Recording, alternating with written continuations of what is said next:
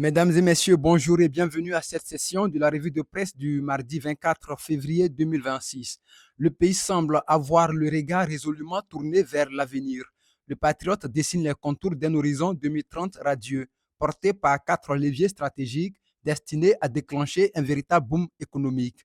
Cette ambition s'appuie sur des fondations solides.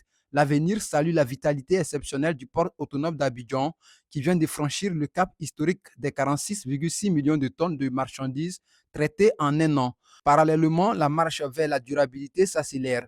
Le mandat détaille les mesures incitatives, exonération de TVA et de droits de douane pour l'importation d'équipements d'énergie renouvelable, une opportunité concrète pour verdir l'économie ivoirienne.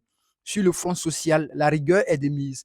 Fraternité Matin annonce le lancement d'une opération de contrôle d'envergure pour faire respecter l'interdiction de fumer dans les lieux publics. Soir Info nous amène à Bagowo, département de Djokwe. L'émotion est vive après le décès d'un jeune homme sauvagement battu à sang à son domicile. Sur le plan politique, revigoré par sa victoire aux législatives partielle, le PDCI RDA mise sur la cohésion. Selon Dernier Heure Monde, Tidiane Thiam érige l'Union en rempart pour bâtir un parti conquérant. Face à cette dynamique, le matin suggère que le RHDP doit impérativement ajuster sa stratégie s'il veut s'imposer dans le bastion stratégique du V-Baouli.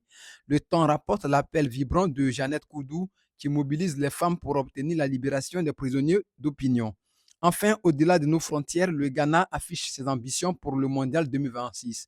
Selon Supersport, les Black Stars bénéficient d'un soutien financier colossal de plus de 7 milliards de francs CFA pour préparer leur campagne internationale. Désormais, profitez du mandat numérique. L'actualité sans frais en cliquant sur www.lemandatexpress.net. Offre valable tous les vendredis. Mesdames et messieurs, merci de nous avoir suivis. Nous vous donnons rendez-vous demain pour un autre numéro de la revue de presse. D'ici là, portez-vous bien et que Dieu protège la Côte d'Ivoire.